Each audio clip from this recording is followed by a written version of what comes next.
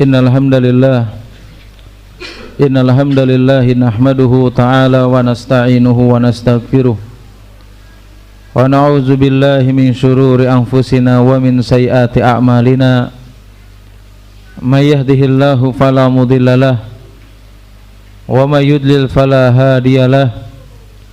Asyhadu an la ilaha illallah wahdahu la syarikalah wa asyhadu anna Muhammadan abduhu wa rasuluhu alladzi la nabiyya ba'da.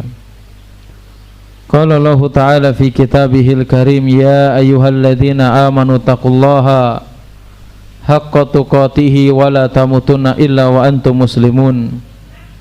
Ya ayyuhan nasu taqu rabbakumul ladzi khalaqakum min nafsin wahidah wa khalaqa minha zawjaha wa batha minhuma rijalan katsiran wa nisaa'a wattaqullaha alladzi tasaaluna bihi wal arham innallaha kana 'alaikum raqiba. Ya ayyuhalladzina amanu taqullaha wa qulu qawlan sadida yuslih lakum a'malakum wa yaghfir lakum dhunubakum wa may yuti'illaha wa rasulahu faqad faza fawzan 'azima. Amma ba'du, fa inna asdaqal hadits kitabullah wa khairul hadi hadi Muhammadin sallallahu alaihi wasallam wa syarrul umuri muhdatsatuha wa kullu muhdatsatin bid'ah wa kullu bid'atin dhalalah wa kullu dhalalatin finnar. Ala inna mimma qala wa kafa khairu mimma katsura. Alhamdulillah, segala puji hanya milik Allah Subhanahu wa taala. Kita memohon berlindung serta bertobat kepadanya, dan kita bersaksi bahwasanya tidak ada Tuhan yang berhak disembah kecuali Allah Subhanahu wa taala. Salawat dan salam tidak lupa senantiasa kita curahkan kepada Nabi kita Nabi Muhammad sallallahu alaihi wasallam beserta keluarganya, sahabatnya, tabi'in, tabi'ut tabi'in, dan kepada para pengikutnya yang senantiasa istiqomah berpegang teguh di atas sunnahnya Nabi Muhammad sallallahu alaihi wasallam hingga akhir zaman. Sering kita mendengar di kalangan kaum muslimin atau umumnya manusia, mereka mengatakan bahwasanya waktu adalah uang atau waktu adalah emas atau yang semisalnya. Tetapi dalam Islam, waktu itu lebih berharga daripada emas. Waktu itu lebih berharga daripada perak. Waktu itu lebih berharga daripada harta yang kita miliki semuanya. Ketika seseorang tidak memiliki harta, ketika seseorang tidak memiliki emas atau kehilangannya, maka kita masih berusaha untuk mendapatkannya dengan cara-cara yang dibolehkan oleh syariat. Tapi ketika seseorang kehilangan waktunya, dengan cara apapun dia tidak akan mampu untuk mengembalikan waktu yang sudah terlewati. Maka hal tersebut ini menunjukkan kepada kita dalam Islam bahwasanya waktu lebih berharga daripada emas, bahkan lebih berharga daripada harta yang selama ini kita miliki. Ibnu Mas'ud radhiyallahu taala anhu menjelaskan kepada kita semuanya, ma nadimtu ala syai'in, bahkan menjelaskan kepada kita semuanya, aku tidak pernah menyesal terhadap sesuatu hal kecuali ketika matahari tenggelam umurku berkurang dan amalanku tidak bertambah. Ini diantara penyesalan ketika seseorang hilang waktunya, ketika seseorang kehilangan momen-momen untuk beribadah kepada Allah Subhanahu wa taala. Bahkan Syekh Abdurrahman Nasir Sa'di rahimahullah taala, seorang ulama kibar, bahkan diantara salah satu guru Syekh Utsaimin rahimahullah taala, beliau menulis berbagai macam kitab. Bukan hanya sekedar kitab tafsirnya yang terkenal, tapi banyak karya-karya yang beliau lakukan atau kerjakan atau bahkan tuliskan.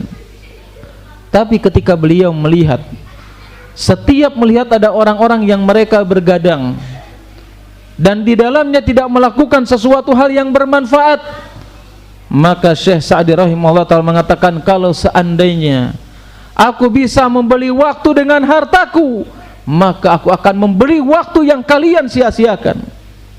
Ini menunjukkan apa? Syekh Nasir Sa'di rahimahullah ta'ala beliau merasa kurang dengan waktunya untuk beribadah kepada Allah Subhanahu wa taala. Beliau merasa kurang, sering tidak memanfaatkan waktu yang telah Allah berikan, padahal begitu banyak karya-karya yang beliau tuliskan. Syekhul Islam Ibnu Taimiyah rahimahullahu taala dinukilkan oleh Syekh Numan hafizahullahu taala bahwasanya Syekhul Islam yang kita tahu karya yang paling terkenal yaitu adalah Majmu' al-Fatawa, yang itu berjilid-jilid, bahkan banyak kitab-kitab lain karya beliau yang beliau tulis. Tapi beliau senantiasa merasakan bahwasanya kalian tidak akan mampu mengambil sesuatu pun dariku, bahkan aku senantiasa memperbaiki keislamanku. Ini sebagai bukti bahwasanya beliau tidak pernah merasa cukup terhadap waktu yang Allah berikan, meskipun dia gunakan dalam hal-hal yang bermanfaat. Bagaimana dengan kita? Kita tidak pernah menulis, kita tidak pernah membuat karya, bahkan kita diberi waktu lebih banyak, bahkan banyak waktu yang kosong, tapi kita tidak pernah menggunakan sebaik mungkin untuk mendekatkan diri kepada Allah Subhanahu wa taala. Makanya Ibnu Mas'ud radhiyallahu taala anhu mengatakan bahwasanya aku adalah orang yang paling benci kepada seseorang yang diberikan waktu yang begitu banyak, tapi dia tidak digunakan untuk mendekatkan diri kepada Allah Subhanahu wa taala.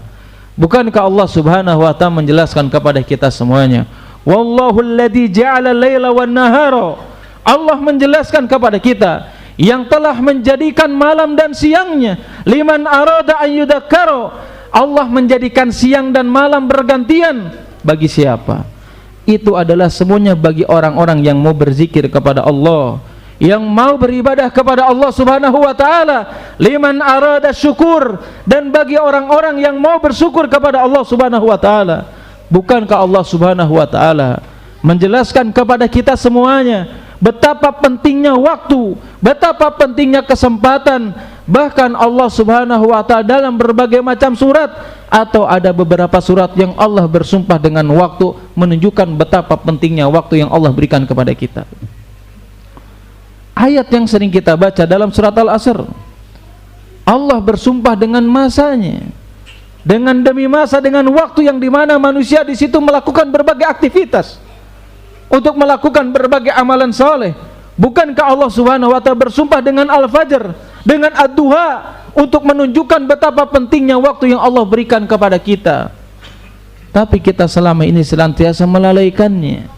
Dan di antara sebab seseorang melalaikan waktu, tersia-siakan waktunya, tidak pernah digunakan untuk mendekatkan diri kepada Allah, ketika datang seorang tamu, yang mana tamu tersebut datang kepada setiap orang, yang tamu tersebut menghabiskan waktu untuk beribadah kepada Allah Subhanahu wa taala. Siapa tamu tersebut? Adalah media sosial, adalah internet, yang dulu mungkin kita tidak pernah mengenalnya, yang dulu mungkin belum ada di zaman kita waktu itu. Meskipun kita tahu ini adalah salah satu sebuah kenikmatan yang Allah berikan, betapa banyak kita mendapatkan manfaat dari kajian-kajian online, betapa banyak urusan-urusan bisa terselesaikan dengan media sosial tersebut. Tapi di sisi lain, selain daripada kenikmatan, di dalamnya ada musibah yang bisa membinasakan seseorang. Bagaimana mungkin kita tidak mengatakan bahwasanya medsos ini musibah? Sedangkan banyak di antara kaum muslimin ketika bangun tidur lupa dengan berzikir, dan dia langsung melihat smartphone-nya, dia langsung mengecek ya apa-apa yang terjadi di media sosial. Betapa banyak orang yang ketika hendak tidur bukan membaca doa, bukan memohon ampunan kepada Allah Subhanahu wa taala, justru melihat sesuatu hal yang tidak pernah bermanfaat, sehingga waktunya diambil, waktunya habis, dan tidak sedikit pun bermanfaat. Bahkan dia berselancar dengan sesuatu yang diharamkan oleh Allah Subhanahu wa taala. Bagaimana mungkin kita tidak mengatakan musibah? Ternyata media sosial ya, ketika menghabis atau mengambil waktu bukan hanya sekedar kepada orang-orang awam, tetapi media sosial juga mengambil, bahkan menghabiskan waktu bagi seorang dai, bagi seorang ustadz, yang mereka senantiasa memamerkan kegiatannya, yang mereka senantiasa memamerkan ibadahnya, padahal Allah Subhanahu wa taala melalui lisan Nabi sallallahu alaihi wasallam menjelaskan di antara cintanya Allah Subhanahu wa taala kepada seorang hamba bagaimana cirinya. Nabi sallallahu alaihi wasallam menjelaskan, innallaha yuhibbul abda at-taqi goni al-khafi. Dalam hadis tersebut Nabi sallallahu alaihi wasallam menjelaskan bahwasanya Allah Subhanahu wa taala mencintai seorang hamba yang pertama al-ghani, yang kedua adalah al-khafi, yaitu adalah orang-orang yang senantiasa menyembunyikan amalnya, menyembunyikan amalan solehnya, tidak pernah ditayangkan di media sosial. Dan ini terjadi bukan hanya sekedar terjadi pada orang awam saja. Wallahi, ini musibah yang terjadi di antara para duat, para ustadz, para kiai, yang mereka menampakkan amalan-amalannya tidak ada tujuannya kecuali mengharapkan komentar followers dan sejenisnya. Kalau itu sudah terjadi, maka inilah yang dikatakan musibah. Bukankah Nabi sallallahu alaihi wasallam menjelaskan kepada kita semuanya, man istata'a minkum an yakuna lahu abiun min amali salih falyaf'al. Bahkan Nabi sallallahu alaihi wasallam menjelaskan, man istata'a minkum, siapapun di antara kalian, an yakuna lahu khabiun, yang bisa menyembunyikan amalan salehnya, falyaf'al, maka dia sembunyikanlah. Kenapa? Karena ini di antara upaya seseorang bisa riya dengan amalannya. Bahkan sebaliknya, ketika seseorang menyembunyikan amalannya, di antaranya upaya supaya terhindar daripada riya. Dan ketika dia mengupayakan terhindar dari riya, maka disitulah upaya seseorang untuk ikhlas melakukan ketaatan kepada Allah Subhanahu wa taala.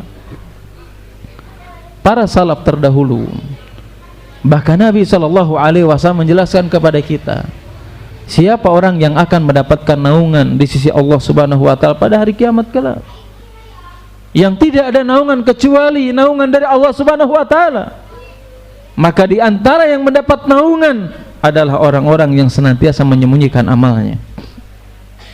Dalam hadis tersebut Nabi SAW mengatakan, wa rajulun tasaddaqa bi shadaqatin fa akhfaha hatta la ta'lama yaminuhu aw shimaluhu ma yunfiqu yaminuhu.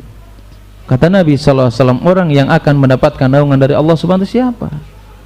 Adalah seseorang yang dia bersedekah, berinfak dengan hartanya, fa akhfaha, kemudian menyembunyikannya, hatta la ta'lama shimaluhu ma yunfiku ma tunfiku yaminuhu, sampai tangan kanannya atau tangan yang lainnya tidak pernah tahu bahwasanya dia bersedekah.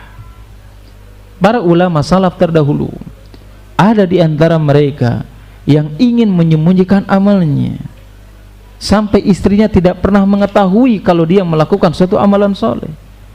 Apakah kita tidak mendengar dengan kisah Ali bin Hasan bin Ali bin Abi Thalib radhiyallahu taala anhu, yang beliau setiap malam keluar untuk membagikan makanan ratusan penduduk Madinah ketika itu, dan orang yang mendapatkan makanan tersebut tidak ada yang mengetahui siapa yang senantiasa memberikan makanan tersebut, kecuali ketika Ali Husain tersebut wafat dan ketahuan dalam pundaknya beliaulah yang senantiasa memberikan makanan.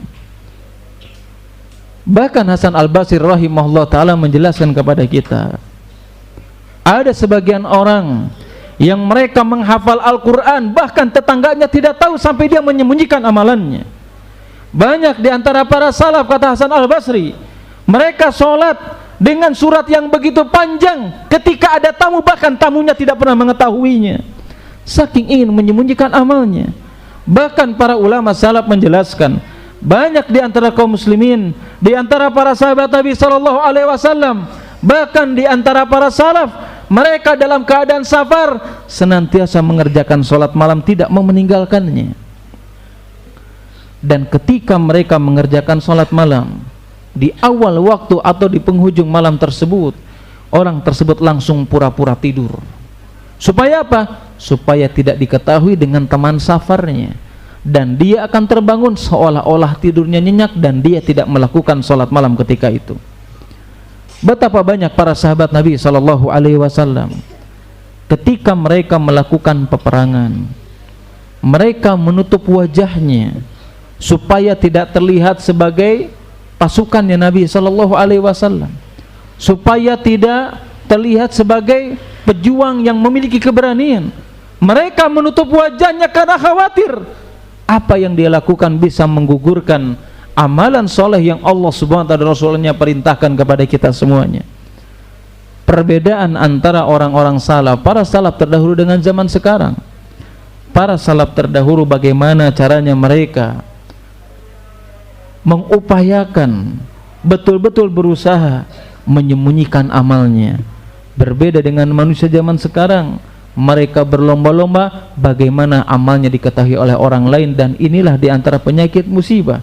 Salah satunya apa? Disebabkan medsos, disebabkan internet, disebabkan media sosial, sehingga tujuan dari ibadah yang dia lakukan mengharapkan komentar dan pujian dari orang lain.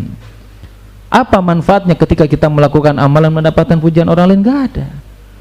Ketika seseorang melakukan ibadah, meskipun seluruh manusia yang ada di muka bumi ini memuji ibadah yang kita lakukan, tidak akan pernah bermanfaat kalau kita tercela di sisi Allah Subhanahu wa ta'ala.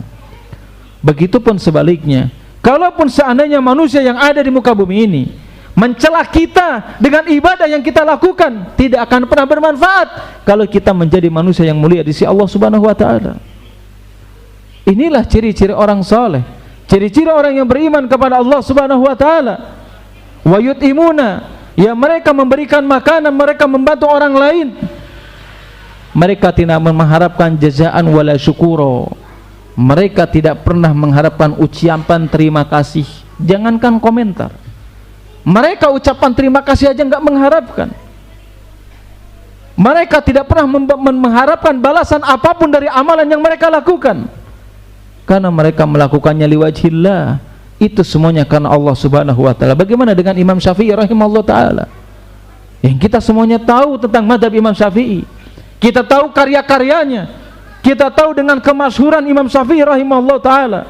Beliau sampai mengatakan siapapun yang mempelajari kitabnya jangan pernah menukilkan kalau ucapan tersebut dari Imam Syafi'i rahimahullah ta'ala. Tapi pada faktanya tidak bisa. Kita senantiasa mengatakan ini perkataannya Imam Syafi'i dan yang lainnya, padahal Imam Syafi'i tidak mengharapkan. Kenapa? Karena ingin menjaga amalannya tetap ikhlas karena Allah Subhanahu wa ta'ala. Ketika amalan apapun yang dilakukan oleh Imam Syafi'i rahimahullah ta'ala ingin menjaga keikhlasan, sampai orang tidak boleh menukilkan, disandangkan perkataan tersebut dari Imam Syafi'i, tapi Allah berkata lain, menjadikan ilmunya berkah, sehingga manusia atau umumnya kita kaum muslimin betul-betul memahami tentang apa-apa yang diajarkan Imam Syafi'i kepada kita semuanya. Aku qouli hadza wa astaghfiru wa lakum wa lisari muslimin innahu wasamiul alim.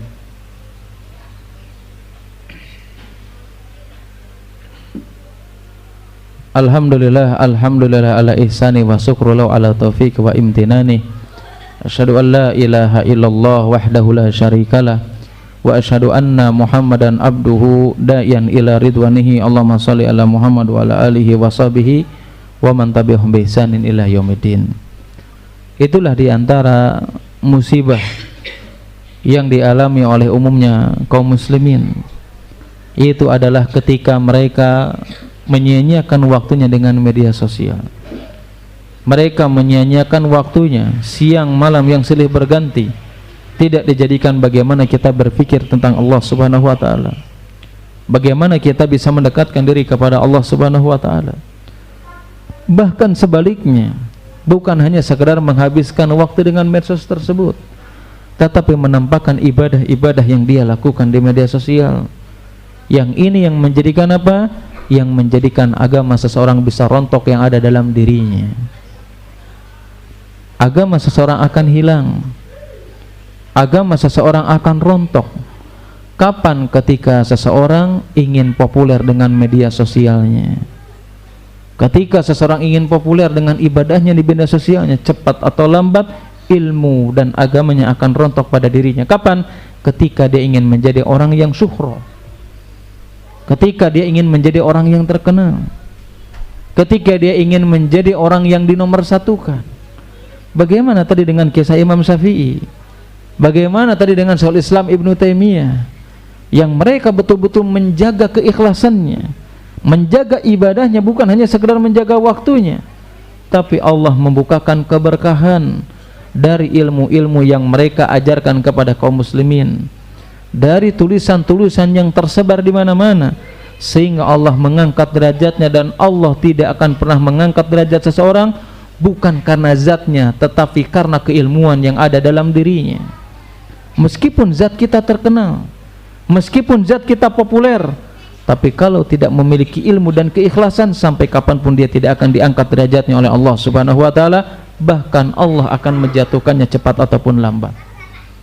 Ya, ini khutbah yang singkat ini mudah-mudahan bermanfaat, khususnya bagi saya pribadi, umumnya bagi jamaah sekalian. Mudah-mudahan kita semuanya dijauhkan dari hal-hal yang bisa menghilangkan agama kita, dari hal-hal yang menjauhkan kita dari sunnah Nabi SAW, dari hal-hal yang menjauhkan kita dihinakan oleh Allah Subhanahu wa ta'ala.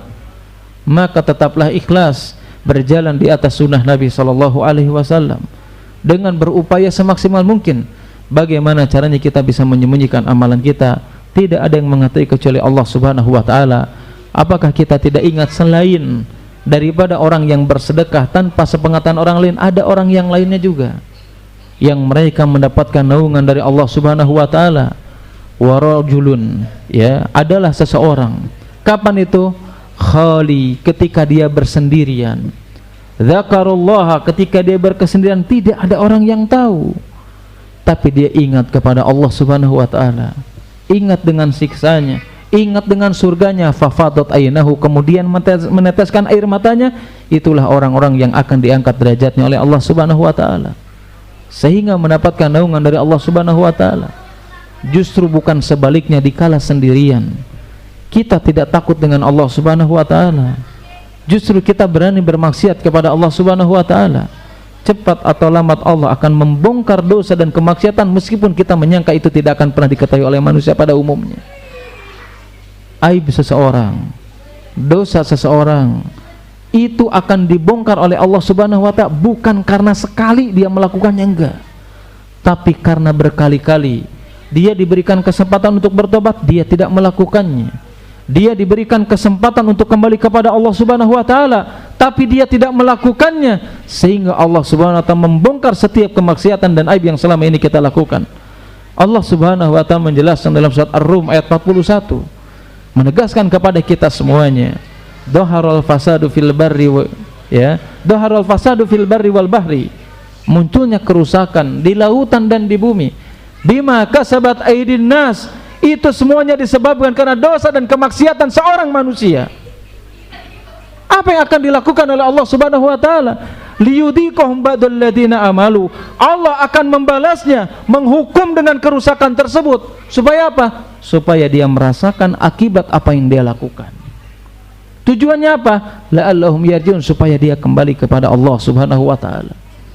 Ya, mudah-mudahan kita semuanya diberikan kemudahan oleh Allah Subhanahu wa ta'ala untuk senantiasa mengikhlaskan ibadah karena Allah Subhanahu wa ta'ala, dan menjauhkan kita dari berbagai fitnah, baik fitnah harta, fitnah perempuan, dan fitnah popularitas.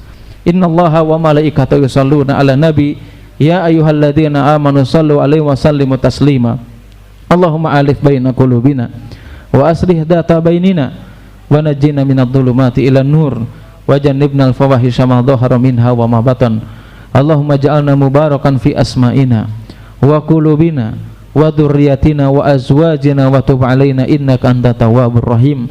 Allahumma ansuril muslimina wal mujahidina wal mustad'afina fi Gaza wa fi kulli makan ya rabbal alamin. Allahumma ansuril muslimina wal mujahidina wal mustad'afina fi Gaza wa fi kulli makan ya rabbal alamin. Allahumma ansuril muslimina wal mujahidina wal mustad'afina fi Gaza wa fi kulli makan ya rabbal alamin.